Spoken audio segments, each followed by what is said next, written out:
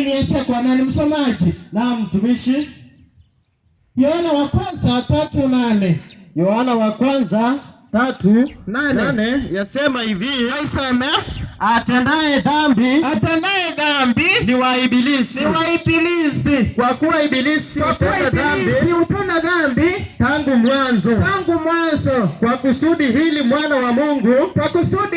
wa Mungu achia hapo msomaji. Kwa hivyo tumeweza kuona ya kwamba kutoka kitabu cha waraka wa kwanza wa Yohana 3:8 ya kwamba ambaye anayetenda dhambi tangu mwanzo ni nani? Ibilisi. Na huyu ibilisi ni nani? Tutaangalia katika Biblia ili tuweze kujua ya kwamba ibilisi ni nani. Msomaji. Na mtumishi. Kitabu cha Ufunuo wa Yohana 12:9. 12:9 yasema hivi, na iseme yule joka wa zamani akatupwa. Yule mkubwa nyoka wa zamani aitwaye ibilisi na shetani audanganyaye ulimwengu wote, akautupwa hata chini. Akatupwa hadi hapa chini, na malaika zake wakatupwa pamoja naye.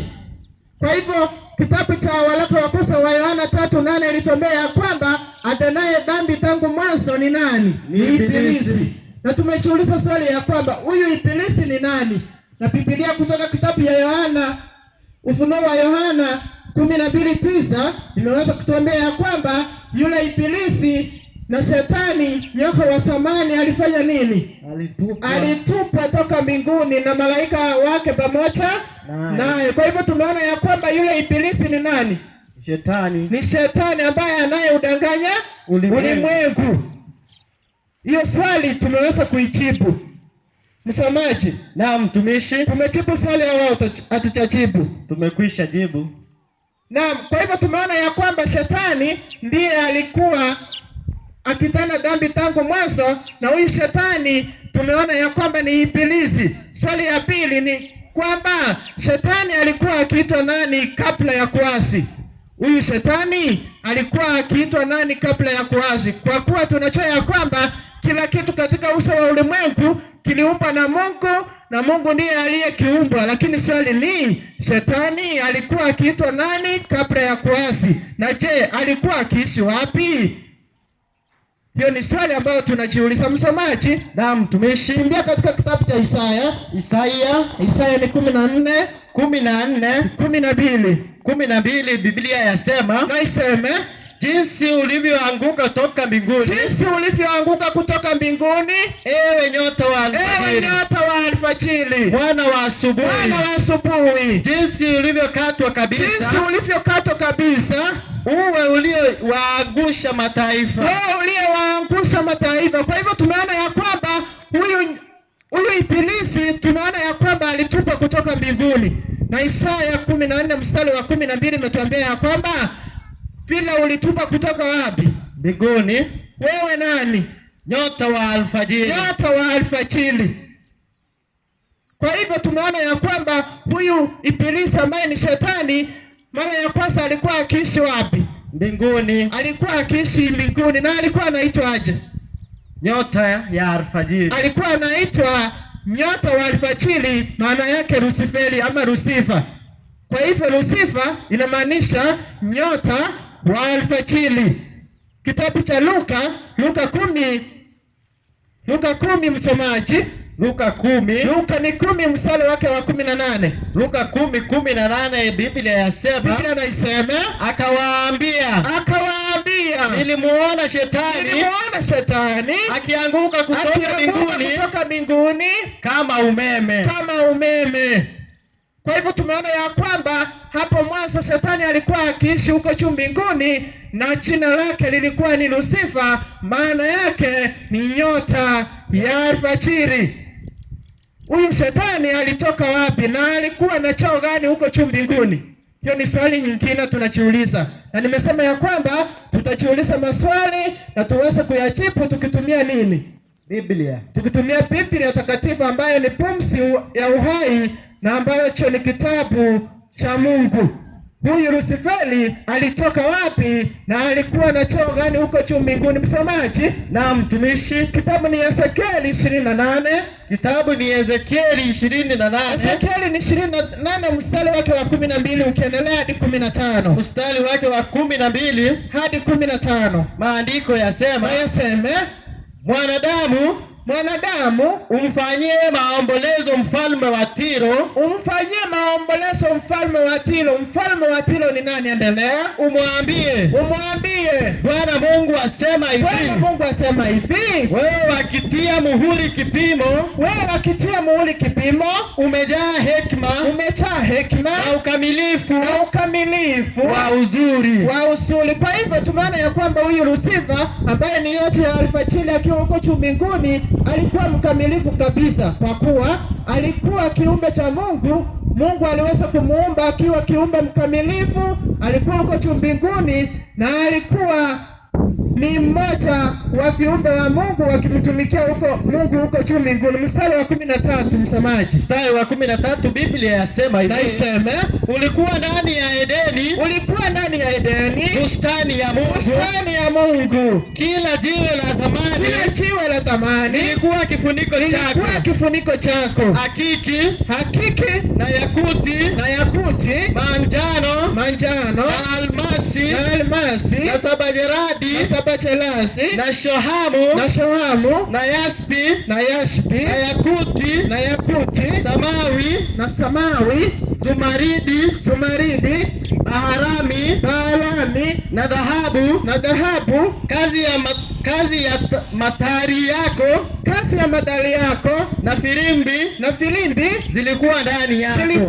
Kwa hivyo tumeona hayo yote ambayo yametajwa hapo ilikuwa ni urembo wa Lusiferi. Na tuliona ya kwamba Lusiferi alikuwa nyota ya alfajiri, na kama alikuwa nyota ya alfajiri, hizo vyote ambavyo tumevisoma hapo vilikuwa ndani yake. Kwa hivyo alikuwa anang'aa sana, kwa kuwa alikuwa ni kiumbe cha Mungu na alikuwa anamtumikia huko juu mbinguni. Endelea msomaji.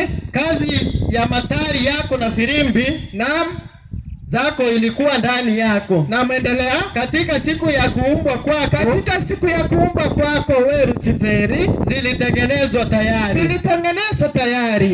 14 Biblia inasema, wewe ulikuwa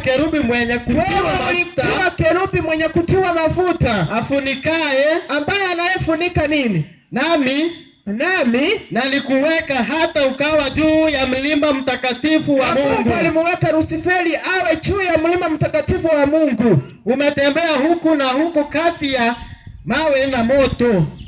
Lusifa ametembea kati ya huku na huku katika mawe ya moto. Katika mlima mtakatifu huko juu mbinguni ni makao ya nani, msomaji? Ya Mungu. Ni makao ya Mungu. Hapa ndipo palikuwa makao ya Lusifa pia, ambaye tumeona ya kwamba ni yule mwovu wa zamani ambaye ni shetani na ibilisi ambaye udanganyaye ulimwengu wote. Kwa hivyo Lusifa alikuwa anaishi huko juu mbinguni katika mlima mtakatifu wa Mungu. Endelea msomaji. 15 Biblia yasema, ulikuwa mkamilifu katika njia zako.